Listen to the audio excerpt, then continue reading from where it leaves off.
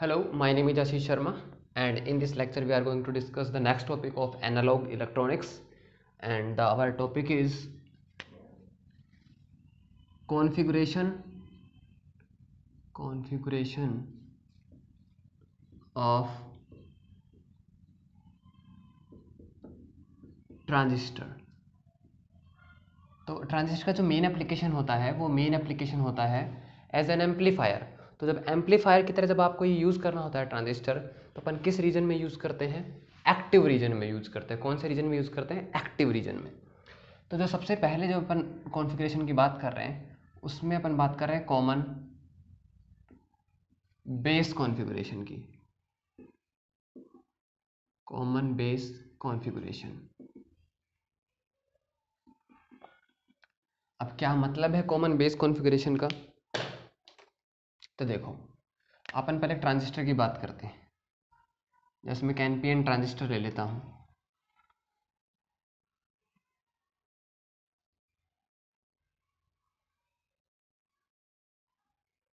NPN एक transistor है, ठीक है। अच्छा, ये क्या है? इमीटर है। इमीटर, ये मान लो बेस है और ये कलेक्टर है। तो सबसे ज़्यादा विड्थ किसकी होती है? कलेक्टर की होती है सबसे ज़्यादा विड्थ। उससे कम इमीटर की और सबसे कम बेस की विड्थ होती है। अच्छा, ये हो गया। दूसरी चीज़, सबसे ज़्यादा डोपिंग किस में होती है? देखो, विड्थ की अगर मैं बात करूँ तो विड्थ कलेक्टर की सबसे ज़्यादा होती है, ठीक है। उससे कम किसकी होती है? इमीटर की। और सबसे कम किसकी होती है? बेस की। अगर डोपिंग की बात करें तो सबसे ज़्यादा डोपिंग किस में होती है? इमीटर के अंदर। डोपिंग किस में होगी सबसे ज़्यादा? इमीटर के अंदर। उसके बाद कलेक्टर के अंदर, और सबसे कम बेस के अंदर, ठीक है। ठीक है, अब ये चीज़ अपन ऑलरेडी पढ़ चुके थे बेसिक के अंदर। अब बात करें कॉमन बेस कॉन्फ़िगरेशन, और एज एन एक्टिव रीजन में अपने को काम करना है। किस रीजन में काम करना है? एक्टिव रीजन में। तो ये क्या है? Emitter base junction. तो ये कौन सा जंक्शन है? जंक्शन J1 है। और ये कौन सा जंक्शन है? जंक्शन J2 है। तो जो J1 है वो क्या है? Emitter base junction. मतलब जो इमीटर और बेस के बीच का जंक्शन है ये वो है। और J2 क्या है?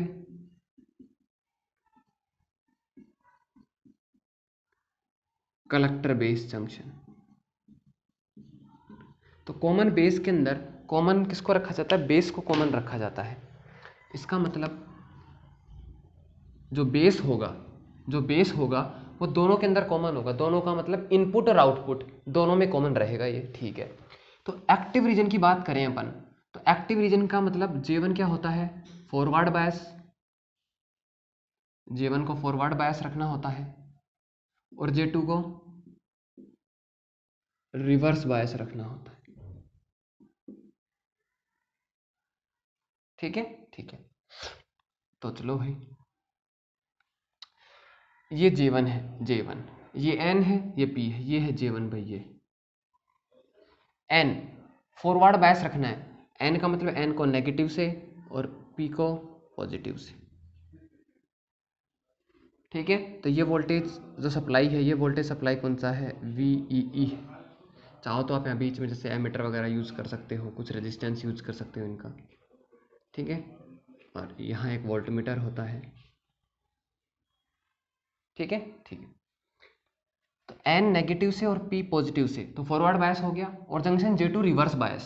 रिवर्स बायस का मतलब N पॉजिटिव से कनेक्ट होगा। ये तो वोल्टमीटर कनेक्ट कर देता हूँ मैं,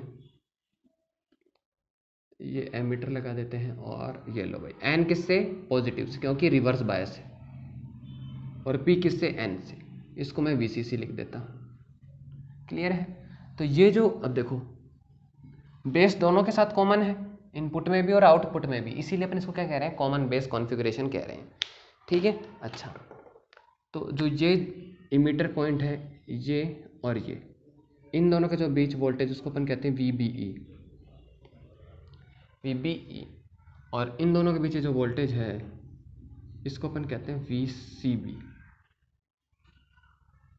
यानी कलेक्टर बेस के बीच जो वोल्टेज है वो VCB, बेस इमीटर जंक्शन पे जो वोल्टेज है वो VBE। तो ये हो गया कॉन्फ़िगरेशन, ठीक है। अच्छा, अगर मैं सिंबल बनाना चाहूँ तो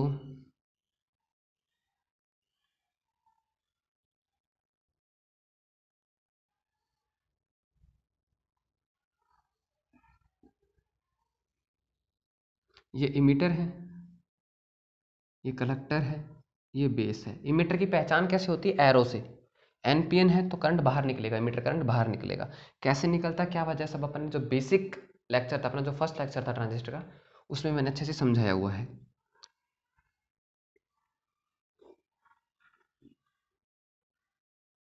तो ये हो गया अपना सिंबॉलिक कनेक्शन। ये वोल्ट मीटर होते हैं यहाँ पे मेजरमेंट के लिए, क्योंकि वोल्ट मीटर हमेशा पैरेलल में लगाया जाता है ना। अच्छा, एन पी एन, एन और रिवर्स बायस करना है तो पॉजिटिव। ये हो गया इसका सिंबॉलिक रिप्रेजेंटेशन, किसका? कॉमन बेस कॉन्फ़िगरेशन का। ठीक है, यहाँ तक कोई प्रॉब्लम नहीं होगी। उसके बाद बात करते हैं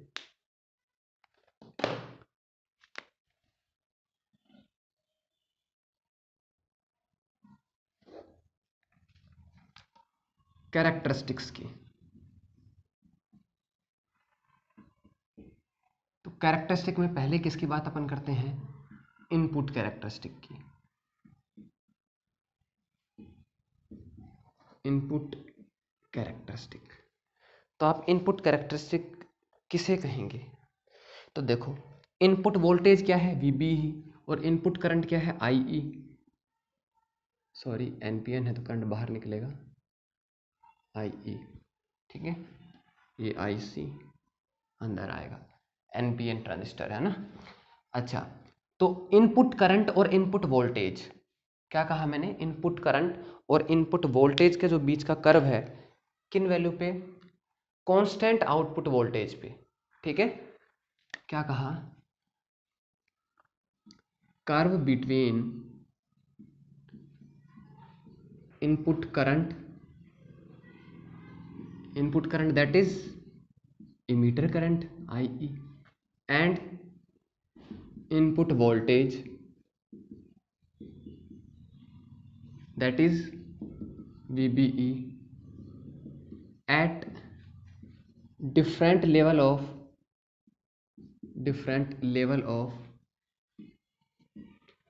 output voltage that is VCB। जो कलेक्टर टर्मिनल है वो आउटपुट से कनेक्टेड है, इमीटर है वो इनपुट से कनेक्टेड है, बेस दोनों में कॉमन है, देखो दोनों के साथ कॉमन है, that is VCB is called input characteristic. Clear है? तो जब एक्सपेरिमेंटली जब ऑब्जर्व किया जाता है इनपुट कैरेक्टरिस्टिक का, तो मैं वो बना रहा हूँ। तो किस किस के बीच एक IE वर्सेज VBE का जो है ये ग्राफ है, तो किस तरीके से आता है इसकी वैल्यू?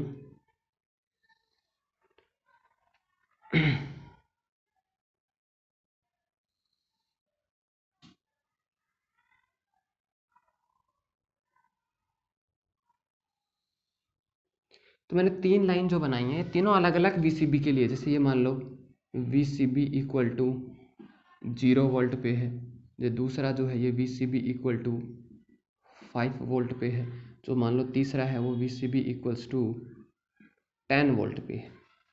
तो क्या कहा मैंने कि जब मैंने VCB फिक्स कर दिया, कितना कर दिया? 0 वोल्ट, और IE और VB में मैंने चेंज किया, VB चेंज किया तो IE बदल रहा था। जो मैंने मेज़र किया तो ये वाला ग्राफ आया, जो मैं देखो ग्रीन से दोबारा मार्क कर रहा हूँ। ये मैंने क्या रखा? आउटपुट वोल्टेज VCB को क्या रखा? फिक्स रखा। ठीक है, उसके बाद मैंने आउटपुट वोल्टेज को 5 वोल्ट पे फिक्स कर दिया, और दोबारा से मैंने IE वर्सेज VB का जब कर्व बनाया तो मेरे पास क्या आया? नेचर तो देखो ऑलमोस्ट सेम है, लेकिन ये थोड़ा सा आई की तरफ और झुक गया, स्लोप जो है इसका बढ़ गया। और जब मैंने VCB और बढ़ाया तो इसका स्लोप और बढ़ गया। इसका मतलब क्या हो रहा है कि जैसे जैसे मैं VCB बढ़ाता जा रहा हूँ, इसका जो कर्व है इसका स्लोप बढ़ता जा रहा है। स्लोप क्या हो रहा है? बढ़ रहा है। मतलब देखो VB की लोएस्ट कम वैल्यू के लिए ही IE बढ़ रहा है। ठीक है, ठीक है। तो ये प्रैक्टिकली ग्राफ था। ठीक है, हो गया? बोले यार ये तो ठीक है, IE वर्सेस VB, आप जैसे जैसे इनपुट वोल्टेज बढ़ा रहे हो, ये क्या है? इनपुट वोल्टेज है, और ये क्या है? इनपुट करंट है। तो क्या कहा गया कि भाई ये बात तो ठीक है कि इनपुट वोल्टेज बढ़ाया तो इनपुट करंट भी बढ़ रहा है, लेकिन बोले ये घटना क्यों हो रही है, ये कौन सी घटना कि जब आप VCB को बढ़ा रहे हो तो एक कर्व लेफ्ट में क्यों शिफ्ट होता जा रहा है, इसका स्लोप क्यों बढ़ता जा रहा है। सवाल क्या था कि VCB को बढ़ाने पे इसका स्लोप जो है वो क्यों बढ़ रहा है, मतलब ये कर्व इस तरफ क्यों शिफ्ट हो रहा है। देखो स्लोप बढ़ रहा है ना, इसका स्लोप कम है, बिल्कुल स्ट्रेट लाइन बनता जा रहा है अभी, है ना। तो ऐसा क्यों हो रहा है, एक सवाल था, और इस सवाल का जवाब दिया जेम्स अर्ली ने, जेम्स अर्ली, ठीक है। और इन्होंने जो थ्योरी दी उसको अपन कहते हैं अर्ली इफेक्ट। क्या कहते हैं, अर्ली इफेक्ट। तो यहां तक कोई प्रॉब्लम नहीं होगी। अब ये ऐसा क्यों हो रहा है, इस सवाल का जवाब जो जेम्स अर्ली ने दिया, जो अर्ली इफेक्ट बताया, अब अपन उसको पढ़ते हैं, ठीक है। तो मैं एक बार के लिए मिटा देता हूं।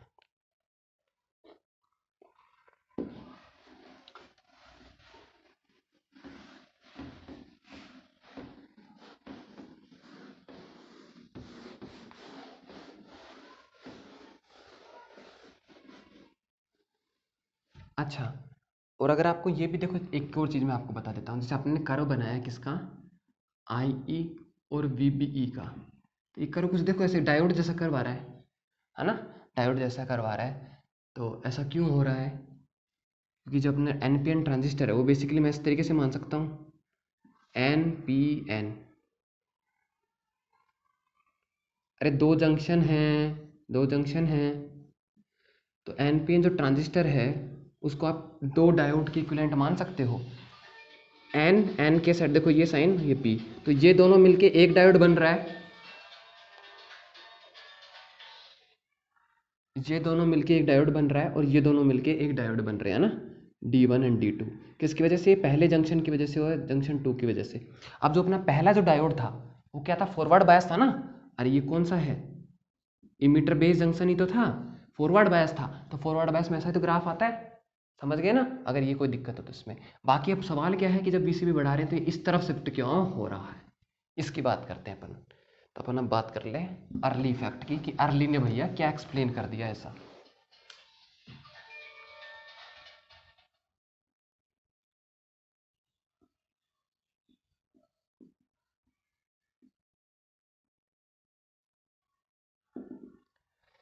तो देखो एक बार फिर से अपने को थोड़ा है बैकग्राउंड में जाना पड़ेगा वापस से, है ना। तो अपना एक ट्रांजिस्टर जो होता है इसकी बात अपन करते हैं, और मैं NPN ट्रांजिस्टर ले लेता हूँ, कोई भी ले सकता है, कुछ जरूरी नहीं, PNP से भी सेम चीज़ें एक्सप्लेन की जा सकती हैं।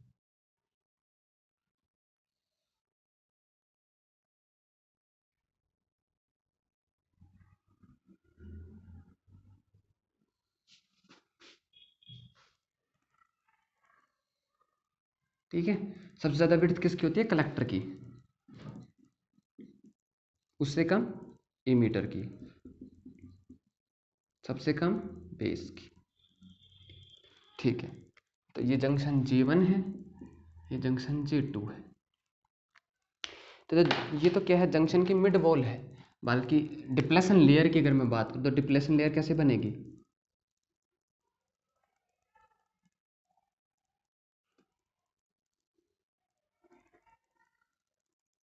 ऐसे ही बनेगी, ठीक है। इसकी बात करते हैं, इस पे भी डिप्लेशन लेयर की बात करते हैं,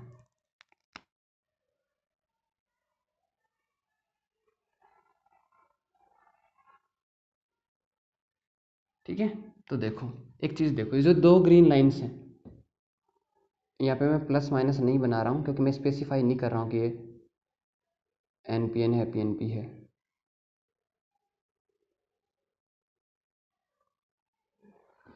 ये जो ग्रीन है ये डिप्लेशन लेयर है किसके लिए, J2 जंक्शन के लिए, और जो बीच की जो ब्लैक लाइन है ये इनका जो है जंक्शन है, पॉइंट को बता रहा है, ठीक है।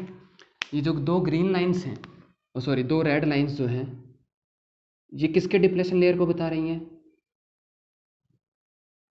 इमीटर बेस जंक्शन को बता रही हैं, और ग्रीन लाइन किसको बता रही हैं, बेस कलेक्टर जंक्शन को बता रही हैं। तो ये डिप्लेशन लेयर पहला जंक्शन 1 के लिए और ये जंक्शन 2 के लिए, यही बात है, ठीक है। अच्छा, ये चीज़ हो गई। अब आपको पता है कि जो जंक्शन J2 है, जो जंक्शन J2 है उसको अपन क्या करते हैं, रिवर्स बायस में ऐड करते हैं, रिवर्स बायसिंग देते हैं अपन, देते हैं, रिवर्स बायसिंग देते हैं ना भाई, देते हैं। तो रिवर्स बायसिंग के अंदर अगर अपन अप्लाइड वोल्टेज बढ़ा देते हैं, अप्लाइड वोल्टेज बढ़ा देते हैं, तो क्या होता है, डिप्लेशन लेयर की विड्थ बढ़ती है, डिप्लेशन लेयर विड्थ इंक्रीजेस। क्या कहा, रिवर्स बायसिंग की अगर आपने अप्लाइड वोल्टेज जो है बढ़ा दी है तो डिप्लेशन लेयर की विड्थ बढ़ती है, और मतलब और फॉरवर्ड बायस में घटती है। ये अपन बेसिक लेक्चर में जानते हैं जब कंस्ट्रक्शन अपन ने पढ़ा था, ठीक है। तो क्या होगा कि अगर वीसीबी क्या है, वीसीबी क्या है, ये अप्लाइड वोल्टेज ही तो है, अरे इस जंक्शन पे कौन सा था वोल्टेज, वीसीबी ही तो है। इसका मतलब रिवर्स अप्लाइड वोल्टेज बढ़ा रहा हूं, इसका मतलब क्या कर रहा हूं मैं, अगर VCB को मैं बढ़ा रहा हूं तो width of depletion layer at junction J2 बढ़ेगी, बढ़ेगी, क्लियर है, यहां तक कोई दिक्कत नहीं होगी। अच्छा, उसके बाद एक और चीज आती है, मैंने आपको बताया था जंक्शन फॉर्मेशन में क्या होता है, ठीक है। जैसे मान लो ये P है, ये N है, ये जंक्शन में ऐसे ही तो होगा, ये N, ये P, ये N, तो ये P है, ये N है, ये मिड वॉल है। तो अगर मान लो डिप्लेशन लेयर बन रही है तो क्या दोनों तरफ बराबर बनती है क्या, या दोनों तरफ अलग अलग विड्थ होती है, ये मैंने आपको अच्छे से समझा रखा है।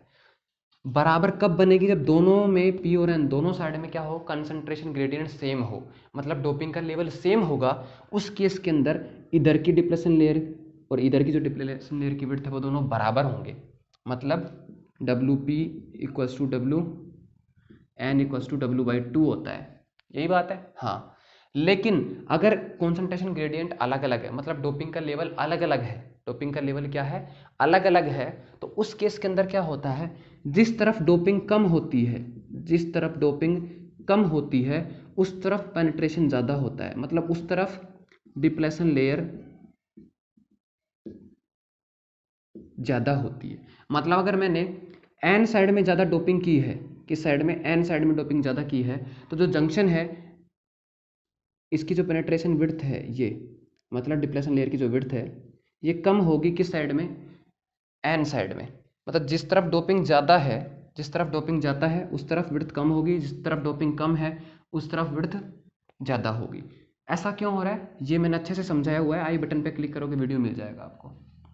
वैसे मैं यहाँ पे बता देता हूँ, just to satisfy charge conservation, charge conservation को सेटिस्फाई करने के लिए, क्योंकि क्या होता है कि पी साइड से होल जा रहा है, उधर से इलेक्ट्रॉन आ रहा है, तो यहाँ पे आयन बनते हैं और एक इलेक्ट्रॉन डोनेट कर रहा है और एक एक्सेप्ट कर रहा है, तो number of acceptor ion and number of donor ion बराबर होने चाहिए, ion not atoms, I am saying ions, ions ions बराबर होने चाहिए।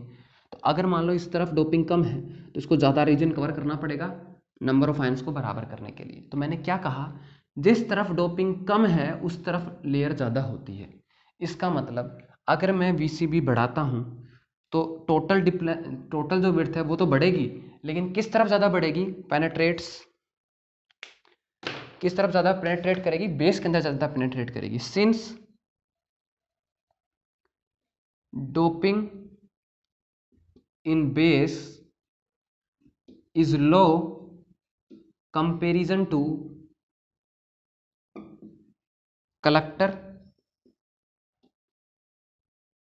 collector, so depletion layer penetrate into base more than collector, मतलब विड्थ बढ़ेगी, टोटल विड्थ बढ़ेगी, ठीक है, और टोटल में से भी कलेक्टर की साइड थोड़ी कम बढ़ेगी और बेस की साइड थोड़ी ज़्यादा बढ़ेगी। इसका मतलब पहले मान लो यहाँ था, तो मैं अब ये विड्थ जो है ये ग्रीन वाली जंक्शन J2 वाली, ये जंक्शन J2 की तो बात कर रहे हैं अपन, इसकी बढ़ेगी क्योंकि रिवर्स बायसिंग में है, तो इस तरफ तो ये देखो थोड़ी सी बढ़ेगी, जैसे मान लो मैंने इतनी सी बढ़ाई है ना, इतनी सी, लेकिन बेस में इसकी वैल्यू इसके कंपेरिजन में ज़्यादा बढ़ेगी, ज़्यादा बढ़ गई।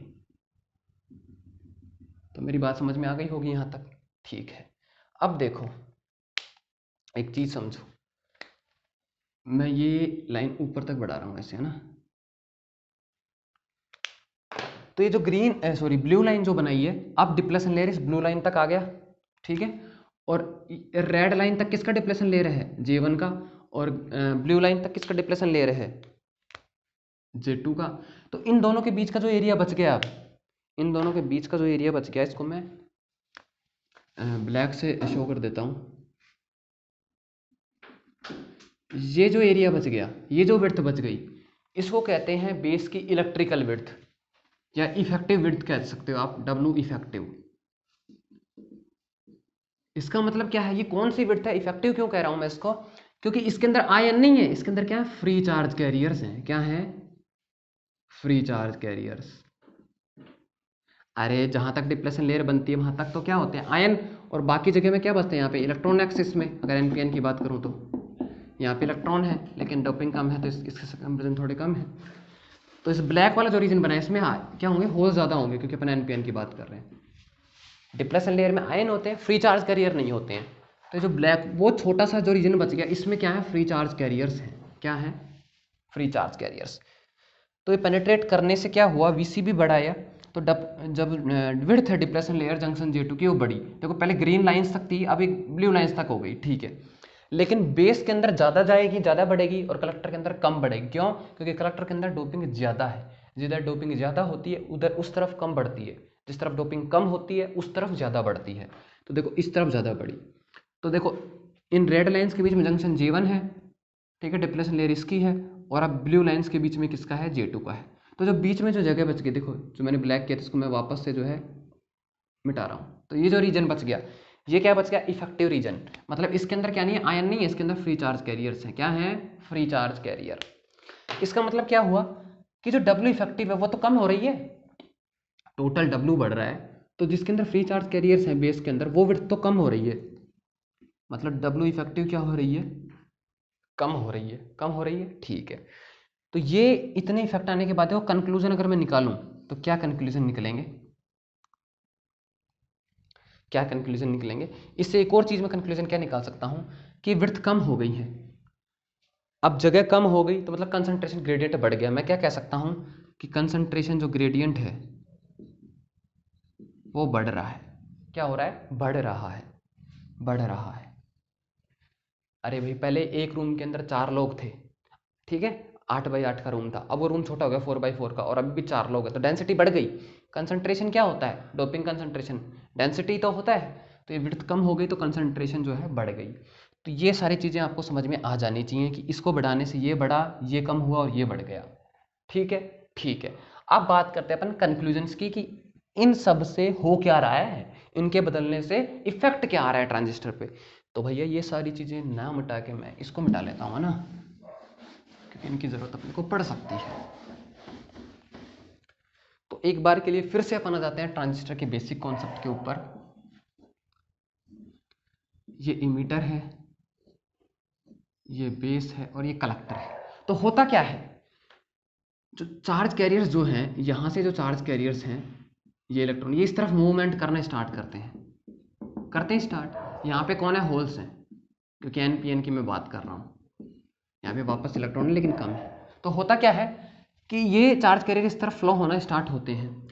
कुछ इनमें से कुछ क्या हो जाते हैं, यहाँ पे रिकम्बाइन हो जाते हैं। कुछ क्या हो जाते हैं, रिकम्बाइन का मतलब इन होल्स में आके फिट हो जाते हैं। होल्स में आके फिट हो गए तो मतलब क्या हो जाएगा, एक दूसरे की पूर्ति कर दी इन्होंने भाई, ठीक है। तो रिकम्बाइन हो गए और इन्होंने चार्ज लेस क्वांटिटी बन गई है, तो ठीक है। और सारे के सारे रिकम्बाइन नहीं हो सकते हैं, क्योंकि इसकी कंसंट्रेशन ज़्यादा होती है, डोपिंग इसकी बहुत कम होती है। तो जैसे मान लो यहाँ से 10 इलेक्ट्रॉन चले, तो यहाँ से 2 रिकम्बाइन हो गए यहाँ पे, और 8 कहाँ पहुँच गए, यहाँ पहुँच गए। कहाँ पहुँच गए, कलेक्टर पे पहुँच गए, क्योंकि कलेक्टर का काम ही क्या होता है, कलेक्ट करना। मतलब यहाँ से कुछ चलते हैं, उनमें से थोड़े बहुत कहाँ होते हैं, बेस के ऊपर रिकम्बाइन हो जाते हैं, जो बचते हैं वो कलेक्टर के ऊपर पहुँच गए। तो जैसे पहले मैं मान के चलूँ यहाँ पे कि यहाँ पे n number of charge carriers थे, ठीक है। अगर NPN है तो इलेक्ट्रॉन, और अगर PNP है तो होल्स। उनमें से यहाँ पे पहुँच गए अल्फा n। कितने पहुँच गए, अल्फा n यहाँ पहुँच गए। अल्फा की वैल्यू हमेशा 1 से कम होती है, और अल्फा को क्या डिफाइन किया जाता है वो भी बता देंगे अभी अपन। तो कितने पहुँच गए, n थे, अल्फा n यहाँ पहुँच गए। तो कितने रिकम्बाइन कितने हुए, टोटल थे n, आगे कितने चले गए, अल्फा n, तो रिकम्बाइन कितने हो गए, n × 1 - अल्फा। इसका मतलब यहाँ थे n, और यहाँ 1 माइनस एल्फा इंटू एन क्या हो गए, रिकम्बाइन हो गए और इतने पहुँच गए आगे। क्लियर है ये चीज़? ठीक है, ठीक है भाई। तो देखो अल्फा क्या डिफाइन किया जाता है, पहले तो उसकी बात कर लेते हैं अपन। अल्फा होता है करंट गेन। क्या होता है? Current gain. Current gain common base है, कॉमन बेस है। करंट गेन, करंट गेन का मतलब output current upon input current, output current upon input current. तो आउटपुट करंट क्या है? Collector current. और इनपुट करंट क्या है? Emitter current. तो यही क्या है? आपका अल्फा है। तो ये तो हो गया आपका अल्फा, हो गया, चलो छोड़ो, ठीक है। और यहाँ से देखो निकाल भी लोगे, ये जो एन चार्ज कैरियर ये किसके लिए रेस्पॉन्सिबल है? इमीटर करंट के लिए। ये जो कलेक्टर करंट के लिए रेस्पॉन्सिबल कौन है? Alpha N. तो यहाँ से आप इजीली जब alpha N divided by N करोगे तो अल्फा बच जाएगा ना। ठीक है, यहाँ तक हो गया है, कोई प्रॉब्लम आपको नहीं आई होगी। अब देखो ये विड्थ कम हो रही है, इफेक्टिव विड्थ। जब वीसीबी बढ़ा रहे हो आप, जब वीसीबी बढ़ा रहे हो तो डब्ल्यू इफेक्टिव क्या हो रहा है? कम हो रहा है।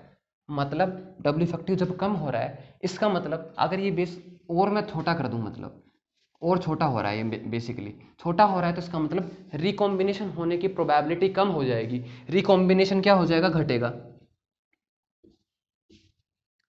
रिकॉम्बिनेशन घटेगा। अब जैसे मान लो पहले अगर 10 में से 2 रिकम्बाइन हो रहे थे, तो अब जगह कम हो गई तो एक ही रिकम्बाइन होगा। इसका मतलब क्या हो गया? आगे ज्यादा पहुंचेंगे, आगे ज्यादा पहुंचेंगे। तो रिकम्बाइन कम हो रहे हैं, मतलब 1 माइनस अल्फा क्या हो रहा है?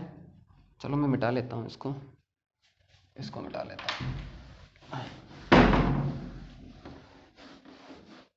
क्या कहा भैया मैंने कि रिकम्बाइन कम हो रहे हैं, इसका मतलब 1 माइनस एल्फा। एन तो टोटल वैल्यू है, total number of charge carrier है, ये थोड़ी कम ज़्यादा हो सकता है, यही बदल सकता है। इसका मतलब 1 माइनस एल्फा कम हो रहा है। क्यों कम हो रहा है? क्योंकि जगह कम हो गई है इसकी। अरे डब्ल्यू इफेक्टिव कम हो गया है, तो इसका मतलब रिकम्बाइन कम होंगे। ठीक है, तो 1 माइनस एल्फा घट रहा है, इसका मतलब 1 तो कॉन्स्टेंट है, 1 माइनस एल्फा घट रहा है, इसका मतलब एल्फा क्या हो रहा है? बढ़ रहा है। अरे भाई 1 माइनस एल्फा घट रहा है, ये कब घट सकता है? जब एल्फा बढ़े। तो देखो यहाँ तक कोई दिक्कत नहीं है। ठीक है, एक चीज़ ये आ गई। अगला कंक्लूजन देखो, अगर यहाँ पे कंसंट्रेशन ग्रेडियंट बढ़ चुकी थी, ये ऑलरेडी मैं लिख ही चुका हूँ ये, तो रिकम्बाइन कम हो रहे हैं, तो 3 करंट अपन डिफाइन करते हैं। कौन कौन से? आई ई, आई बी और आई सी। तो आई बी क्या होता है? रिकॉम्बिनेशन करंट ही तो होता है, ठीक है। आई सी क्या होता है? डिफ्यूजन करंट, क्योंकि इसमें जाके डिफ्यूज होते हैं सब, डिफ्यूजन करंट। और आई ई क्या होता है? Drift current. क्या होता है? तो बेसिकली क्या हो रहा है? रिकॉम्बिनेशन कम हो रहा है, तो मैं ये कह सकता हूं कि भैया आई बी कम हो रहा है। आई बी क्या हो रहा है? कम। और डिफ्यूजन ज़्यादा होगा, ये ज़्यादा वहां पहुंच रहे हैं, तो इसका मतलब क्या हो रहा है कि आई सी बढ़ रहा है। Is that clear? दोबारा से समझो, आई बी रिकॉम्बिनेशन की वजह से करंट है, मतलब इनमें से जितने 4 कैरियर यहाँ रिकम्बाइन कर जाते हैं, इलेक्ट्रॉन होल मिल जाते हैं, वो करंट है ये। अब रिकॉम्बिनेशन कम हो रहा है, इसका मतलब आई बी कम हो रहा है। सॉरी मैंने गलत एरो बना दिया, आई बी क्या हो रहा है? कम हो रहा है। ठीक है, अब आई बी कम हो रहा है, इसका मतलब रिकम्बाइन कम हो रहा है, और रिकम्बाइन कम हो रहा है तो ज़्यादा वहां पहुंच रहे, ज़्यादा वहां पहुंच रहे, तो इसका मतलब कलेक्टर करंट बढ़ रहा है। क्या हो रहा है? कलेक्टर करंट बढ़ रहा है। बोलो, आई बी कम हो रहा है, आई सी बढ़ रहा है, और आपको पता है आई सी ऑलमोस्ट बराबर होता है किसके? आई ई के। इसका मतलब मैं क्या कह सकता हूं कि आई ई बढ़ रहा है। मैं क्या कह सकता हूं? आई ई बढ़ रहा है। समझ में आ गई? ठीक है, अब मैं दोबारा से स्टेप बाय स्टेप बताता हूं। वीसीबी बढ़ाया, तो वीसीबी क्या है? जंक्शन J2 के लिए रिवर्स बायस जंक्शन है, रिवर्स बायस्ड हो गया। रिवर्स बायस हो गया तो जो पेनेट्रेशन सॉरी डिप्रेशन लेयर जो है उसकी विड्थ बढ़ेगी, बढ़ेगी। अच्छा, किस तरफ ज्यादा बढ़ेगी? बेस की तरफ ज्यादा बढ़ेगी। क्यों? क्योंकि बेस के अंदर कलेक्टर से कंपैरिजन में डोपिंग कम है, तो जिधर डोपिंग कम उधर ज्यादा विड्थ बढ़ती है। ठीक है, डब्ल्यू इफेक्टिव क्या है? ये वो विड्थ है बेस की जिसमें फ्री चार्ज कैरियर्स अवेलेबल हैं, जिसके अंदर फ्री चार्ज कैरियर्स अवेलेबल हैं। तो अगर पेनिट्रेशन ज्यादा कर रहा है, मतलब डिप्लेशन लेयर बढ़ गई, इसका मतलब डब्ल्यू इफेक्टिव कम होगी, कम होगी। ठीक है, डब्ल्यू इफेक्टिव कम हो रही है तो जगह कम हो गई, तो कंसंट्रेशन ग्रेडियंट बढ़ जाएगा, मतलब डोपिंग का कंसंट्रेशन बढ़ेगा। अरे एक बार 8/8 के कमरे में 10 लोग हैं, फिर 4/4 का हो गया कमरा और अभी भी 10 लोग हैं, इसका मतलब कंसंट्रेशन ग्रेडियंट बढ़ गया। ठीक है, तो कंसंट्रेशन क्या होता है, जो इम्प्योरिटी डेंसिटी तो होता है, इम्प्योर एटम कितने हैं पर यूनिट वॉल्यूम के अंदर। यहाँ तक समझ में आ गया। तो वापस देखो, अब VCB बढ़ाया तो W डिप्लेशन बढ़ा, W इफेक्टिव कम हुआ। W इफेक्टिव मतलब जहाँ फ्री चार्ज कैरियर्स थे उसकी विड्थ क्या हो गई, कम हो गई। कम हो गई इसका मतलब रिकम्बिनेशन कम होगा।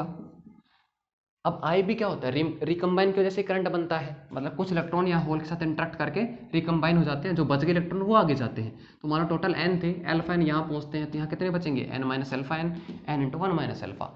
अब क्योंकि विड्थ कम हो गई तो रिकॉम्बिनेशन कम होगा, रिकॉम्बिनेशन कम होगा इसका मतलब ये वैल्यू कम होगी, ये n इंटू 1 माइनस अल्फा। तो n तो क्या है, कॉन्स्टेंट है, नंबर ऑफ चार्ज कैरियर्स, इसका मतलब 1 माइनस अल्फा कम होगा। अच्छा, अब 1 माइनस अल्फा कम हो रहा है मतलब अल्फा बढ़ रहा है। अरे 1 में से जैसे मैं पहले अल्फा की वैल्यू 0.4 लूँ तो 0.6। अब अगर ये वैल्यू कम हुई है, 1 माइनस अल्फा और कम हो गया, जैसे 0.5 आ गया, तो कब आ सकता है, जब अल्फा 0.5 हो जाए। तो ये वैल्यू कम कब होगी, जब अल्फा बढ़ेगा। तो 1 माइनस अल्फा कम हो रहा है, इसका मतलब अल्फा बढ़ रहा है। क्लियर है, ठीक है। फिर वापस से हो, IB क्या होता है, रिकॉम्बिनेशन करंट। तो क्या हो रहा है, रिकम्बाइन कम हो रहे हैं तो IB कम होगा। अब अगर रिकम्बाइन कम हो रहे हैं तो कलेक्टर पे ज़्यादा पहुंच रहे हैं, कलेक्टर पे ज़्यादा पहुंच रहे हैं मतलब कलेक्टर करंट बढ़ेगा, and collector current and emitter current are almost equal, so we can say that emitter current is increasing, we can say that emitter current is increasing. Okay, तो ये सारी चीज़ें आपको समझ में आ गई। अब देखो वापस आते हैं किसके ऊपर। तो फाइनली मैं एक चीज़ का कनेक्शन निकाल लिया, क्या कि अगर VCB बढ़ाओगे ना तो भैया इमीटर करंट बढ़ेगा। ये तो निकला। अरे बीच की सारी कड़ियाँ हटा दो, VCB बढ़ा, ये हुआ वो हुआ वो हुआ, फाइनली IE बढ़ गया, ये रिजल्ट निकला। तो मैं शॉर्ट में कह सकता हूँ कि अगर आप VCB बढ़ाते हो तो IE बढ़ता है। तो अपना ग्राफ कैसा था, ऐसा था। कब, जब VCB 0 वोल्ट था, ये VBE था और ये IE था। क्लियर है, ठीक है। अब अगर मैंने VCB बढ़ाया 5 वोल्ट किया तो IE बढ़ना चाहिए, मतलब VBE की उसी वैल्यू के लिए इसकी वैल्यू बढ़ जानी चाहिए। जब VB की वैल्यू पहले, जैसे मान लो ये कितनी है, मान लो 0.8 वोल्ट है और इस पर IE इतना है, लेकिन अब क्योंकि मैंने VCB 5 वोल्ट कर दिया है तो IE बढ़ जाना चाहिए। तो इससे ऊपर तो ग्राफ कुछ इस तरीके से, किसके लिए, VCB 5 वोल्ट के लिए। सेम इसी वैल्यू पे अगर मैं VCB और बढ़ा दूं तो IE और बढ़ जाना चाहिए। तो ये यहाँ आ गया, समझ में आ गई बात। तो जैसे जैसे VCB बढ़ा रहा हूँ वैसे वैसे IE की वैल्यू बढ़ती जा रही है, मतलब VB की उसी वैल्यू पर IE की वैल्यू बढ़ गई है, और ऐसा ही होना चाहिए था। अर्ली इफेक्ट जो है मैंने अच्छे से समझा दिया है। अगर समझ में नहीं आया हो, मैंने अपना बेस्ट ट्राई किया है अर्ली इफेक्ट समझाने में, अभी भी कोई कमी रह गई हो तो कमेंट करना, मैं ज़रूर कोशिश करूँगा, अगला लेक्चर बनाऊंगा। लेकिन अर्ली इफेक्ट समझ में आना चाहिए, क्योंकि अपने स्कूल में भी पढ़ते हैं, वहाँ पे डायरेक्ट जो है टीचर ये बता देता है ग्राफ, हाँ बेटा VCB बढ़ाओगे इधर आ जाएंगे, ये लो बना लो। और आप लोग क्या कर लेते हो, मेमोराइज कर लेते हो। ठीक है, मेमोराइज करना चीज़ों को अच्छी बात है, लेकिन कुछ चीज़ों को समझो भाई, कॉन्सेप्ट समझो। तो क्यों हुआ ये मैंने अच्छे से समझा दिया है। अगर आप कभी किसी स्टूडेंट को पढ़ाते हो 11th-12th वालों को, तो ज़रूर बताना कि क्यों हो रहा है। क्लियर है, ठीक है। तो ये इनपुट कैरेक्टरिस्टिक हो गया। अब मैं इनपुट इम्पिडेंस की बात करूँ, इनपुट इम्पिडेंस की बात करूँ, तो इनपुट इम्पिडेंस का मतलब इनपुट वोल्टेज में जो चेंज आ रहा है, change in input voltage upon change in input current. अरे यही तो बात है, वोल्टेज अपॉन करंट, इम्पिडेंस। ठीक है, अब ये कर्व है I वर्सेज V का, इसका मतलब जो इसका जो स्लोप है वो स्लोप क्या बता रहा है, delta IE upon delta VB बता रहा है स्लोप। स्लोप कैसा होता है, y एक्सिस पे जो चीज़ है वो, और डिवाइडेड बाई x एक्सिस पे जो एलिमेंट है वो। तो स्लोप ये है, जबकि इम्पिडेंस क्या है, delta IE upon delta, sorry delta VBE upon delta IE। इसका मतलब मैं इसको लिख सकता हूँ 1 अपॉन स्लोप। क्या लिख सकता हूँ, 1 अपॉन स्लोप। तो इनपुट इम्पिडेंस क्या आया कॉमन बेस कॉन्फ़िगरेशन के लिए, 1 अपॉन स्लोप, जो भी इसका कर्व है उसका स्लोप का इनवर्स क्या आ गया, 1 अपॉन स्लोप। और आप देख रहे हो जैसे जैसे मैं VCB बढ़ाता जा रहा हूँ ये लाइन ऑलमोस्ट ऐसे स्ट्रेट हो जाएगी, है ना। स्लोप क्या होता है, tan थीटा ही तो होता है, tan थीटा। तो ये ऑलमोस्ट 90 डिग्री है, ऑलमोस्ट क्या है 90 डिग्री, 90 नहीं है, 90 से कुछ कम है, लेकिन ऑलमोस्ट 90 है। तो 1 अपॉन tan 90, tan 90 कितना होता है, tan 90 कितना होता है, इन्फिनिटी। तो 1 अप इन्फिनिटी का मतलब जेड आई कितना हो गया 0। ये आइडियल सिचुएशन है, वरना कितना हो गया जैसे 1080 होता है तो 1080 की भी वैल्यू बहुत लार्ज होती है, तो 1 अपॉन एक लार्ज वैल्यू का मतलब जेड आई क्या होता है लोएस्ट होता है, मिनिमम होता है। किसके अंदर? इनपुट इम्पिडेंस बहुत बहुत बहुत कम होता है, वेरी लो। किसके अंदर? कॉमन बेस कॉन्फ़िगरेशन के अंदर। कैसे? ये मैंने अच्छे से समझा दिया आपको, क्लियर है? ठीक है, तो ये इनपुट कैरेक्टरिस्टिक खत्म हो गया, अर्ली इफेक्ट खत्म हो गया। अब अपन बात करते हैं किसकी? आउटपुट कैरेक्टरिस्टिक की। किसकी बात करते हैं भैया? आउटपुट कैरेक्टरिस्टिक की। ये मैं मिटा लेता हूं।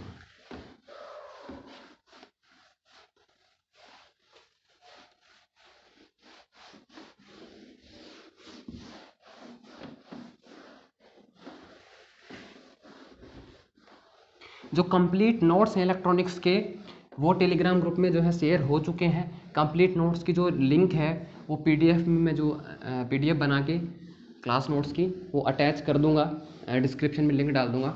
और पर्टिकुलर इस टॉपिक की जो है मतलब जो मैंने पढ़ाया आज कॉमन बेस कॉन्फ़िगरेशन, इसके भी डाल दूंगा, तो आप डाउनलोड कर लेना, डिस्क्रिप्शन में लिंक मिल जाएगा। दूसरी चीज़, आप लोग कभी कभी क्या करते हो, मेरा कॉन्टैक्ट नंबर जो है कमेंट में पूछते, तो भाई हर डिस्क्रिप्शन में मेरा नंबर मिल जाएगा आपको, ठीक है?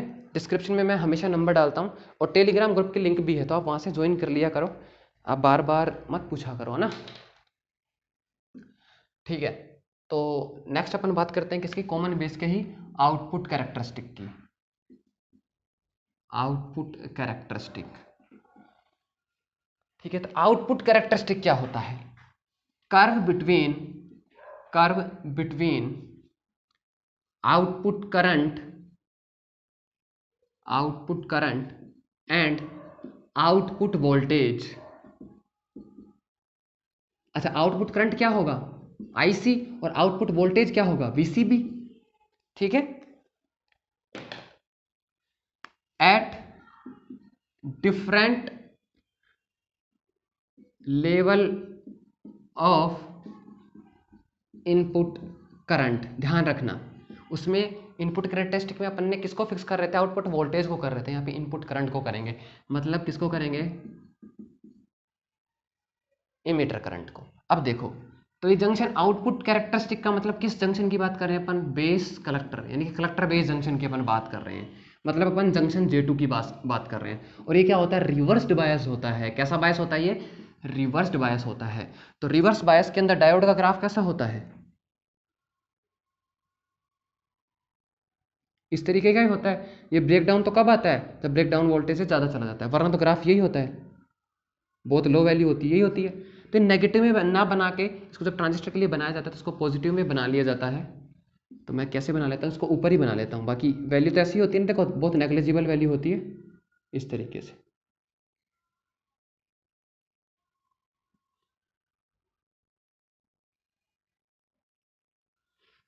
ये आउटपुट करंट है आईसी, ये आउटपुट वोल्टेज है वीसीबी, और ये अलग अलग वैल्यू हैं किसके? इनपुट करंट के। इनपुट करंट मतलब बताओ? Emitter current.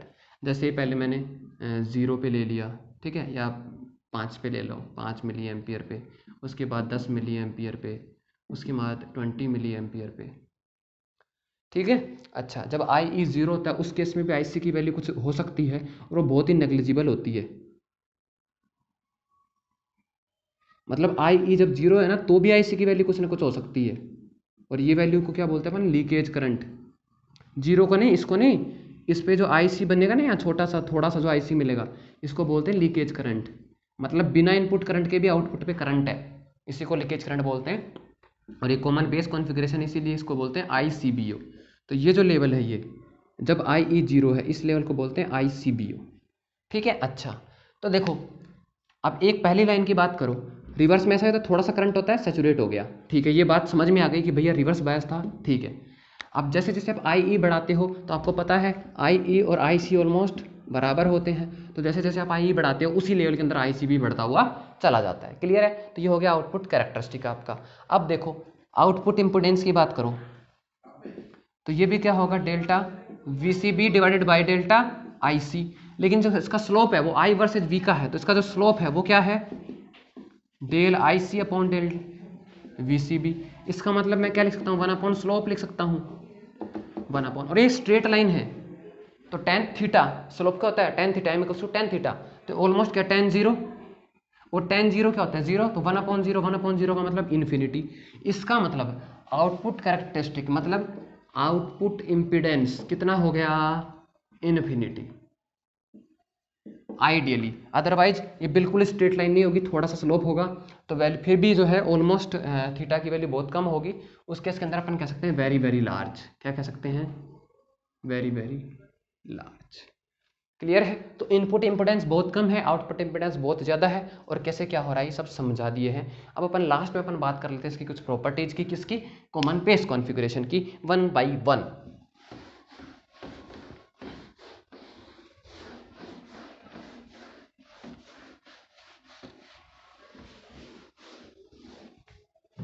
तो properties of common base configuration, and there may be some spelling mistakes in class notes, क्योंकि वो जो क्लास नोट है वो स्टूडेंट्स ने जो है, मैं रीड मतलब मैं क्या करता था, मैं स्पीक करता था, बोल के लिखवाता था नोट्स, बोर्ड पे नहीं लिखता था मैं ज़्यादातर चीज़ें, तो बच्चे खुद लिखते थे। तो उसमें जो क्लास नोट्स जो है मेरे स्टूडेंट्स के लिखे हुए हैं, तो उसमें थोड़ी स्पेलिंग मिस्टेक हो सकती हैं, तो आप वो थोड़ा देख लेना। बाकी काफ़ी अच्छी राइटिंग है और बच्चा लिखता भी अच्छे से था, और जिसके नोट्स हैं उसका IIT दिल्ली के अंदर जो है एडमिशन हो गया है इसी सेशन के अंदर, है ना। IIT दिल्ली मिली भी, शुभम जांगिड़ की नोट्स थे ये, जो मैं PDF आपको प्रोवाइड कराने वाला हूँ, या जो मैं करा चुका हूँ टेलीग्राम ग्रुप के अंदर। तो देखो पहली चीज़ क्या आती है कि इनपुट इम्पिडेंस क्या हो गया, इनपुट इम्पिडेंस वेरी लो हो गया, क्या हो गया भैया, बहुत कम हो गया। दूसरी चीज़ आउटपुट इम्पिडेंस क्या हो गया, आउटपुट इम्पिडेंस क्या हो गया, वेरी हाई हो गया, क्या हो गया, वेरी हाई हो गया। क्लियर है। तीसरी चीज़ करंट गेन, तो करंट गेन क्या होगा, IC upon IE, output current upon input current. और आपको पता है जो इनपुट कलेक्टर करंट है वो इमिटर करंट से थोड़ा सा कम होता है, तो लेस देन 1 होता है, इसको रिप्रेजेंट करते हैं अपन अल्फा से। किससे रिप्रेजेंट करते हैं, अल्फा से। तो एक से भी कम है करंट गेन, तो क्या कहोगे, गेन का मतलब कितना बढ़ रहा है, तो ये तो एक से भी कम है, तो इसको क्या कहोगे, करंट गेन क्या है, वेरी लो। क्या है current gain, very low. Next बात करते हैं अपन वोल्टेज गेन की, किसकी बात करते हैं, वोल्टेज गेन। तो वोल्टेज गेन, आउटपुट वोल्टेज क्या है, VCB, और इनपुट वोल्टेज क्या है, VBE, अगर आप AC सिग्नल की बात करते हो तो देखो आपको पता है VBE स्टैंडर्ड वैल्यू इसकी 0.7 वोल्ट होती है, बहुत कम होती है, और VCB ज़्यादा होता है। तो इसका मतलब क्या होता है, एक वेरी हाई वैल्यू होती है, वेरी हाई। इसका मतलब करंट गेन वेरी लो हो गया और वोल्टेज गेन वेरी हाई हो गया, किसके लिए, कॉमन बेस कॉन्फ़िगरेशन के लिए। आउटपुट इंपिडेंस हाई हो गया, इनपुट इंपिडेंस लो हो गया। ये याद करने हैं, इन पे बेस क्वेश्चन आ चुका है गेट में भी, नेट में भी, और जैम के अंदर भी। ये प्रॉपर्टी भाई बहुत खतरनाक चीजें हैं। Next power gain, power gain को आप कैसे लिख सकते हो भाई, current gain into voltage gain से लिख सकते हो। तो ये मॉडरेट हो जाएगा, क्योंकि एक लो है एक हाई है, तो कैसा होगा, मॉडरेट हो जाएगा। कैसा हो जाएगा, मॉडरेट हो जाएगा। नंबर 6 कि input and output remains in phase, remains in phase. इसका मतलब क्या हो गया कि अगर आपने पॉजिटिव इनपुट दे रहे तो आउटपुट भी पॉजिटिव ही मिलेगा, इनपुट अगर नेगेटिव दे रहे तो आउटपुट भी नेगेटिव मिलेगा। मतलब अगर आपका इनपुट सिग्नल कुछ ऐसा है तो आउटपुट सिग्नल भी ऐसा ही मिलेगा। मतलब इसका एम्पलीट्यूड वगैरह कम ज़्यादा हो सकता है, जैसे बढ़ गया तो कम ऐसे हो सकता है, या फिर कम हो सकता है। लेकिन जब पॉजिटिव साइकिल है तो पॉजिटिव के लिए पॉजिटिव, नेगेटिव के लिए नेगेटिव मिलेगा, मतलब इन फेज होगा। क्लियर है। और कुछ मैं भूल रहा हूँ क्या, I think these are sufficient. ठीक है, ये प्रॉपर्टीज हो गई कॉमन बेस कॉन्फ़िगरेशन की। तो इसको आपको अच्छे से पढ़ लेना है, और पढ़ लेने के बाद अगर कोई कमी लगे आपको तो आप मेरे से कांटेक्ट करना, ठीक है। कमेंट में बता देना, डिस्क्रिप्शन के अंदर, डिस्क्रिप्शन पढ़ लिया करो थोड़ा बहुत, है ना, कभी कभी पढ़ना अच्छा होता है। और दिक्कत आए तो बता देना, कल से अपन कल शायद कल दोनों कॉन्फ़िगरेशन पढ़ देंगे, क्योंकि आज देखो पहली बार कॉन्फ़िगरेशन पढ़ा है तो मैंने एक एक चीज़ अच्छे से समझाई है, मैंने मेरा बेस्ट देने की कोशिश की है। तो देखो आज तो रिव्यू बनता है, आज आपको बताना ही पड़ेगा, कमेंट ही तो लिखना है यार कि कैसा था, है ना। मैंने जो अर्ली फैक्ट बताया उसके बारे में बताना है कि हाँ आपको कितना समझ आया। कल अपन एक ही लेक्चर के अंदर दोनों पढ़ लेंगे, कौन कौन से, कॉमन इमीटर और कॉमन कलेक्टर कॉन्फ़िगरेशन।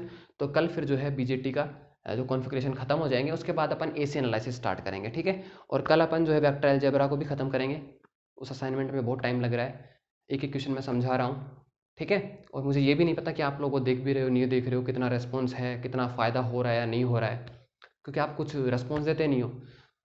तो देखते हैं, बाकी उसके जैसे वेक्टर अलजेब्रा की असाइनमेंट खत्म होती है अपन इलेक्ट्रोडायनेमिक्स स्टार्ट कर देंगे। तो उससे पहले मैं एक जो है एक ट्यूटोरियल जो भी छोटा सा एक वीडियो बना लूँगा जिसमें मैं समझा दूंगा कि किस तरीके से मैं कौन सी बुक को फॉलो करूँगा इलेक्ट्रोडायनेमिक्स के लिए, कौन से टॉपिक्स कवर किए जाएंगे, किस तरीके से आपको पढ़ना है, ठीक है। तो स्टे सेफ, टेक केयर।